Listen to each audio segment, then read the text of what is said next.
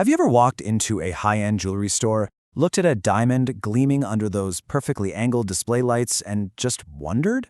You're actually only seeing the very end of an incredible story. You know, the final product. But here's the thing. Global wealth in the diamond industry isn't actually dictated by those retail stores at all. Nope. It's decided entirely behind the scenes, deep within some seriously complex global supply chains. So, welcome to this explainer. Today, we are going to decode the economic engine of the diamond industry. We're looking at a massive structural transformation in global trade, shifting power dynamics, and a technological revolution that is, literally, rewriting who makes money and exactly how they do it. Okay, let's dive right into this. To understand the economics here, we have to grasp a concept called the rough to polished value chain. Now, I know that sounds a bit like financial jargon, but it's not just about shipping boxes from point A to point B. It's actually the complex industrial, technological, and artistic journey that a diamond takes, from being in a raw, completely unrefined state, all the way to a brilliant, retail-ready gemstone. Think of it as the exact sequence of events, the hard labor, and the high-tech magic that takes a dull mineral pulled straight from the earth and transforms it into a highly valuable, light-refracting jewel that commands thousands of dollars. Because to the untrained eye, a newly mined diamond just looks like a dull, muddy gray pebble. Honestly, you probably wouldn't even recognize it as a diamond if you held it in the palm of your hand. So the rough to polished value chain is really like sculpting a regular rock into a magnificent, shining star. It requires this crazy combination of brute industrial force and incredibly delicate artistry. A highly skilled artist takes that rough stone, carefully studies its unique internal structure, kind of like figuring out a giant puzzle, and uses highly specialized tools to carve, slice, and polish flat faces onto it. That process is exactly what unlocks its final breathtaking value. So how does this journey actually unfold across the globe? Well, it traditionally starts when raw, natural stones are extracted from the earth by massive international conglomerates. We're talking about those historic diamond mining cartels operating in places like Africa, Russia, or Canada. From those foreign mines, the rough stones and the wealth flows straight into India, mostly moving through major trading hubs like Mumbai's Bharat Diamond Bourse.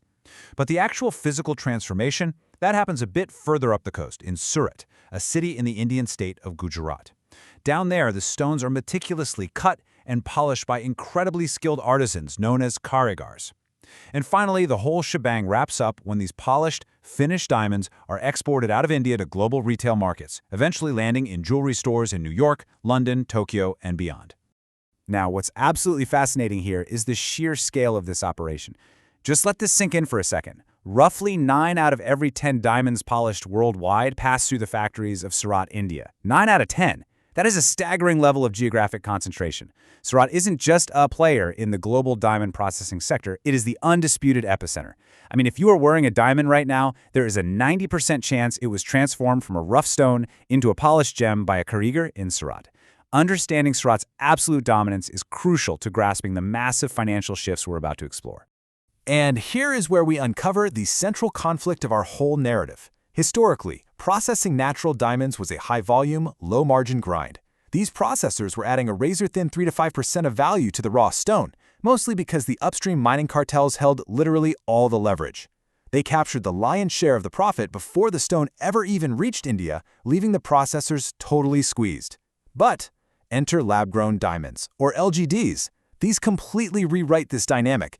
Because they are manufactured in a lab rather than mined from the dirt, they inject an incredible 17 to 18% of value straight into the midstream process. It's an absolute game changer, a total rewrite of profitability for those midstream processors.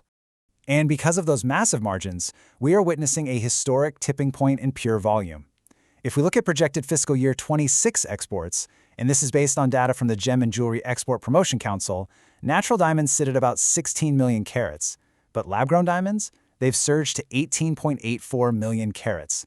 Just think about that. For the first time, India's polished lab-grown exports have actually crossed natural diamond exports in sheer volume. But remember, this isn't just a volume story. With lab-grown diamonds commanding that massive 17 to 18% value addition margin, this crossover represents a historic structural transformation in global trade.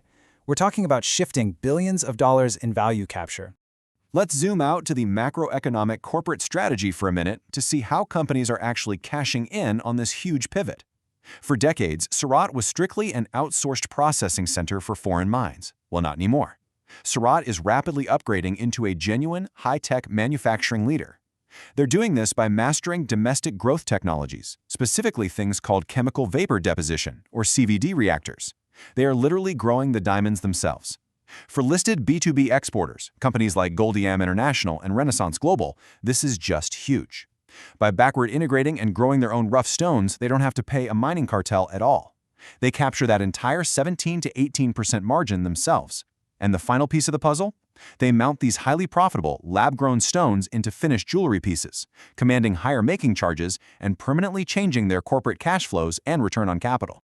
We've tracked the incredible journey of the rough to polished value chain today, going all the way from a dull rock pulled from the mud to a high-tech CVD reactor. We've seen exactly how one city in India completely flipped the margins of a global industry just by taking control of the raw material. So, I want to leave you with this final provocative thought. If lab-grown stones are now capturing both the volume of global trade and a vastly superior percentage of the financial value, what on earth happens to the traditional natural diamond cartels who used to hold all the power?